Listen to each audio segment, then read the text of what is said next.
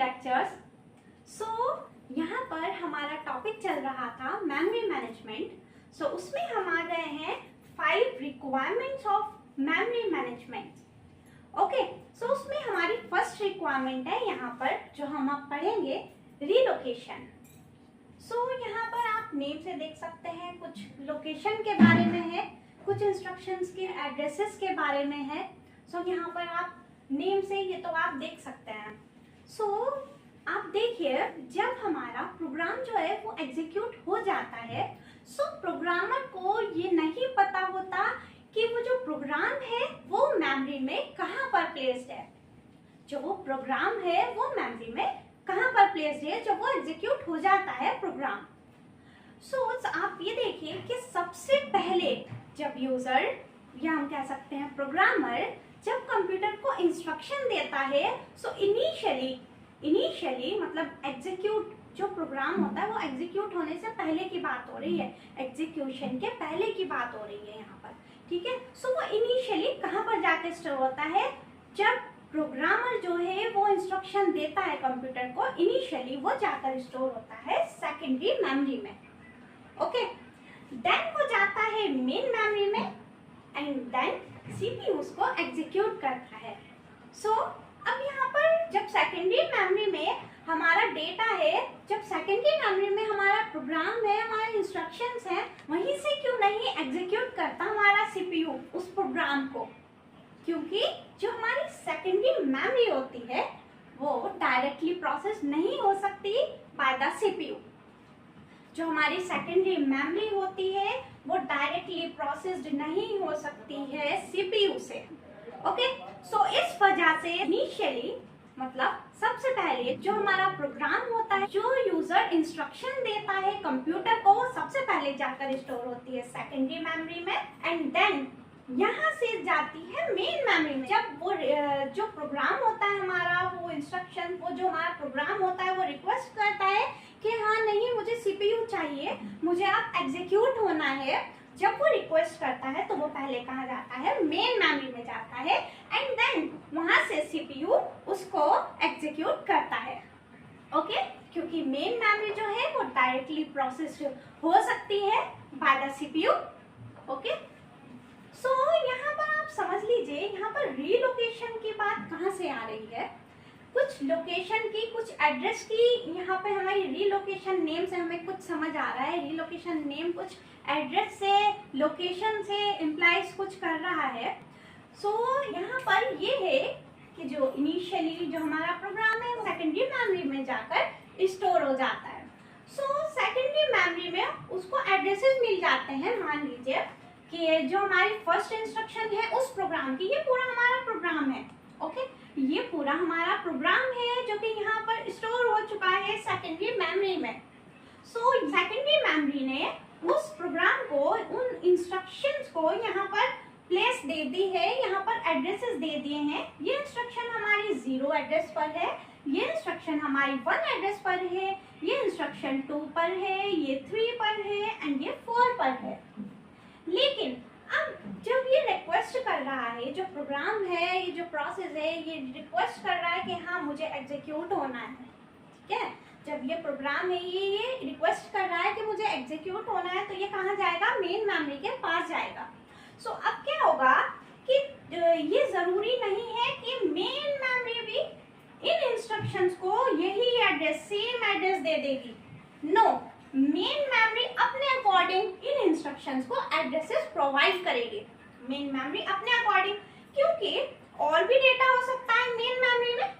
वहां पर मान लीजिए मेन मेमोरी में इन इंस्ट्रक्शंस को, इस प्रोग्राम को जो हमारे एड्रेसेस मिल गए हैं वो मान लीजिए हैं n+1।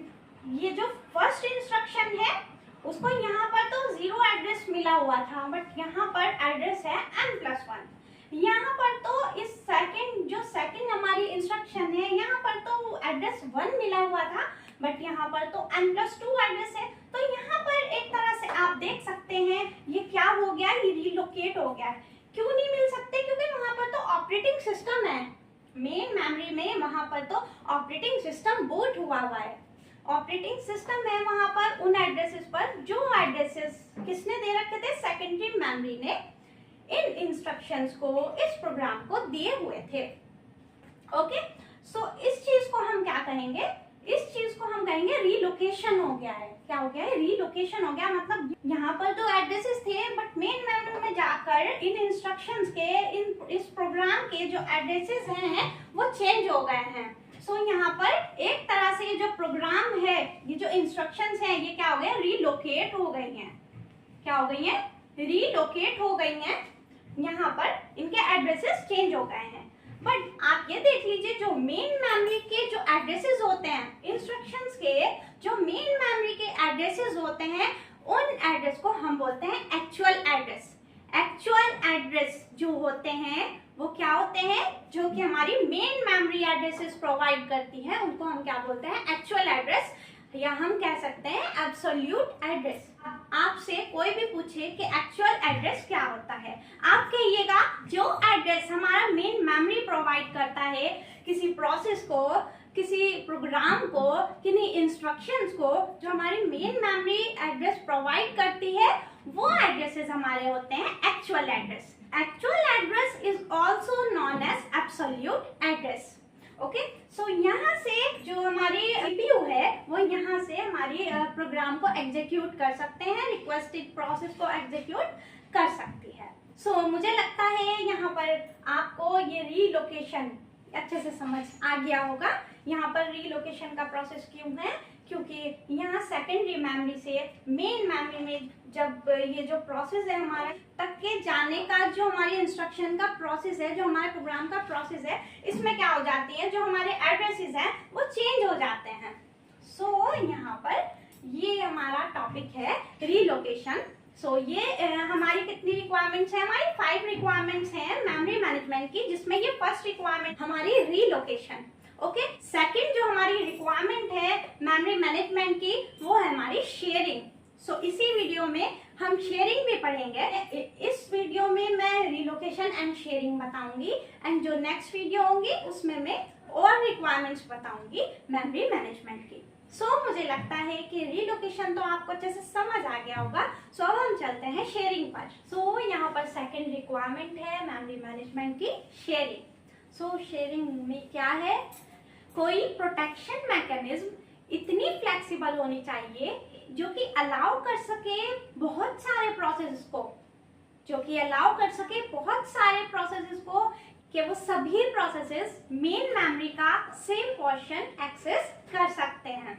फॉर एग्जांपल आप देख लीजिए, मान लीजिए बहुत सारे हमारे प्रोसेसेस हैं और उन प्रोसेसेस में सेम प्रोग्राम यूज हो रहा है, सभी प्रोसेस में सेम प्रोग्राम यूज हो रहा है। ओके, मान लीजिए ये देखिए आप, बहुत सारे प्रोसेसेस हैं, P1, P2, P3। ओके, सो ये भी प्रोग्राम A यूज कर रहा है, इसको भी प्रोग्राम A यूज करना है, इसको भी प्रोग्राम A यूज करना है। ओके, तीनों को प्रोग्राम A ही यूज करना है, मतलब सेम प्रोग्राम यूज करना है, बट इनकी अलग अलग कॉपी है। तो यहाँ पर क्या हो रहा है? यहाँ पर हमें ये डिसएडवांटेज है, अगर इनके अलग अलग सेपरेट अपनी अपनी कॉपी है इनकी और है ये सेम ही, तो ये क्या कर रहा है? मेमोरी जो है वो वेस्ट कर रहा है। इससे क्या हो रहा है? मेमोरी जो है हमारी वो वेस्ट हो रही है। जबकि अगर यहाँ पर मान लीजिए मेमोरी में यहाँ पर हमारी A प्रोग्राम यहाँ पर है और P1 भी इसको यूज कर लेता है, P2 भी प्रोग्राम को यूज कर लेता है इसी कॉपी से, सेम कॉपी से, और ये P3 भी।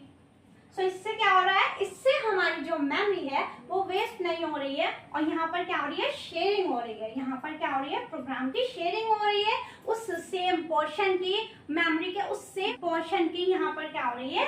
शेयरिंग हो रही है, बजाय उसके कि हाँ अलग अलग कॉपी होती सेम प्रोग्राम की।